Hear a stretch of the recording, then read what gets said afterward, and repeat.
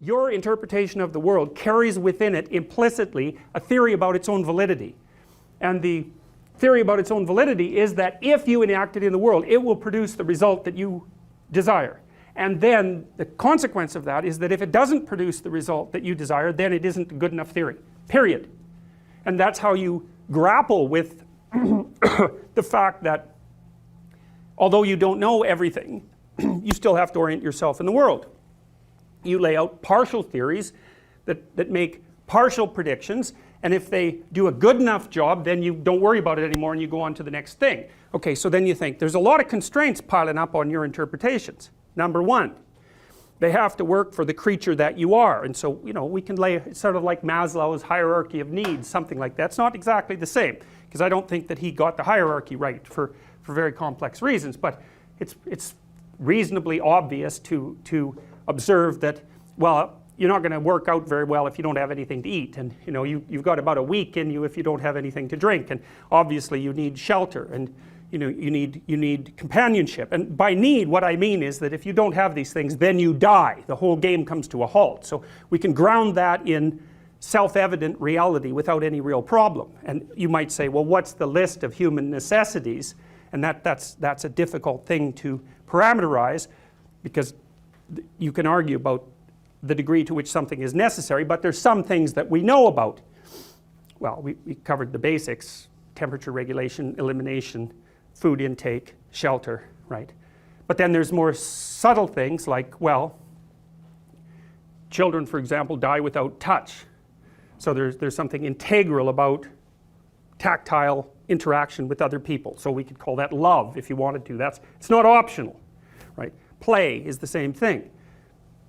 Children do not develop properly unless they play. And I would say that adults also can't maintain their mental health or physical health unless they play too. And so you could say, well, there's a core set of necessities, and then off of that there's a secondary set of, like, what would you call them? They're not ultimate necessities, but they're going to be pretty highly valued by people and more or less universally. Pain avoidance, for example, under most circumstances. Most people don't really like to be in terror. Most people really don't like to be disgusted. You know, you can lay out the basic emotions, you can lay out the basic motivations, and you can say, well, the game that you're going to play has to operate within a space that's defined by that set of a priori constraints. Fine. Now, things are getting pretty constrained here. So the game you play has to satisfy that set of biological demands, intrinsic biological demands, and it has to be something that you can utilize with other people voluntarily, and it has to be something that will be playable across multiple iterations. And I would say there's a very limited number of interpretive structures that are going to satisfy all of those preconditions simultaneously.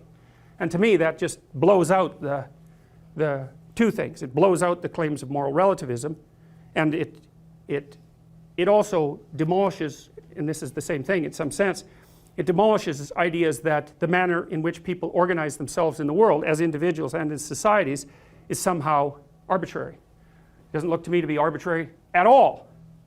And so, and Piaget's genius, I think in some part, was observing that in children spontaneously, in that when children pass the egocentric phase, which means after they're about 2 years of old, they're approaching 3 years old. They've more or less got their internal mechanisms organized so that they're a unitary being, roughly speaking. At 3, they start to develop the ability to use fictional frames of reference. So, and that's an interesting thing, because I would say that the fundamental biological systems come armed with their own frame of reference. So if you're hungry, poof, up comes a frame of reference. And within that, your perceptions are shaped, the action proclivities are primed, and the world lays itself out around that particular biological necessity, and you can lay those out. Same if you're thirsty, same if you're too hot, same if you want to play. All those systems come built in.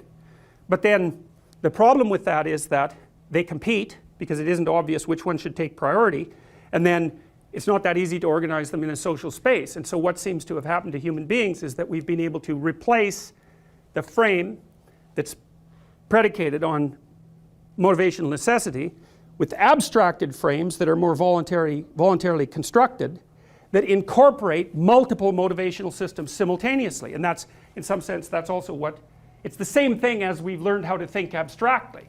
And so the frame that you're going to lay out on the world, if it's a good frame, is one that solves a whole set of problems at the same time. And so that, and you can slot different frames, you can experiment with different frames, and that's a precondition to being able to play, because one of the things that Piaget pointed out, you can see this when children pretend play, it's like, and even more clearly in games that have rules, but let's say they're in pretend play, and they're going to say, well, we're going to lay out a little fictional schema here, we're going to play house, and you can be the cat, and I'll be the dad, and then you negotiate a bit to see if those roles are acceptable, and then you run it as a simulation, and that's what kids are doing when they're playing. And they're experimenting with different superordinate frames of reference that are actable in the world, and they're learning how to develop those perceptual schemes, and also how to interact in a manner that allows the scheme that they're using to find its social acceptability. And it's successful. The child assumes that the scheme is successful if both children have fun while they're doing it. And so that's the voluntarism. And so Piaget made a very interesting point about that I think is absolutely brilliant. He said that there's a difference between a game that people will play voluntarily and one that has to be enforced. And so then you can imagine an environment where game A is played voluntarily, it has a certain end, and game B is played by force, but both of them are moving towards the same end. And Piaget's claim was the game that's played voluntarily, or even more to the point, the set of all games that are played voluntarily will outcompete the set of all games that are played by force if they're put head to head in a competitive environment. I thought, God, that's such a brilliant observation, because there you have the basis for a pragmatic grounding for the evaluation of ethics. It's like, you can pick the target, it doesn't matter, whatever target you pick. If the game is voluntary and aimed at the target, it will defeat a game that's imposed by tyranny. Now, it's a proposition, but it's a pretty good proposition, and I would say there's a fair bit of evidence for this proposition, and a fair bit of it is actually derived from observation of animal behavior, because I ran you guys through the emerging literature on the stability, say, of chimpanzee hierarchies, and the chimpanzee tyrant hierarchy isn't very stable, and the reason for that is that two subordinate chimps who are 3/4 as strong as the dominant tyrant can take him out, and they do. And so then the question might be, well, how do you have to conduct yourself as a high dominance chimp if you're not going to be torn apart by those who are hypothetically your subordinates? And the answer to that is, well, don't be too much of a tyrant. Formulate some social connections, engage in some reciprocity with regards to your social relationships.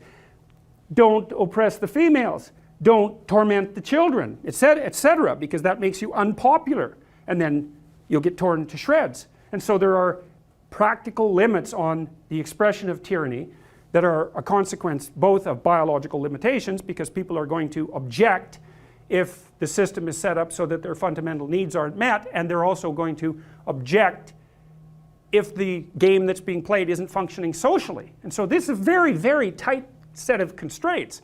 And then the question might be, okay, if you take that set of constraints, what sort of systems can operate, what would you say? Well, just that. What set of systems can operate within those sets of constraints? Then you might say, if you take the set of all systems that might operate within those constraints, and you look at what's common across them, then you could extract out what's essentially a universal morality. It's something like that. And I don't see how that proposition is precisely questionable. It seems to me that all of that's built on rock.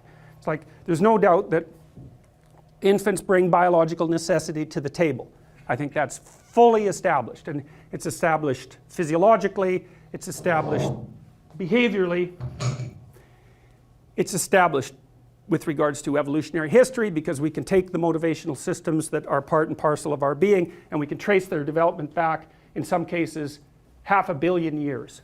So the idea that the infant is a blank slate when it's born, and thus subject to infinite sociological manipulation, it's dead in the water. That's just not the case.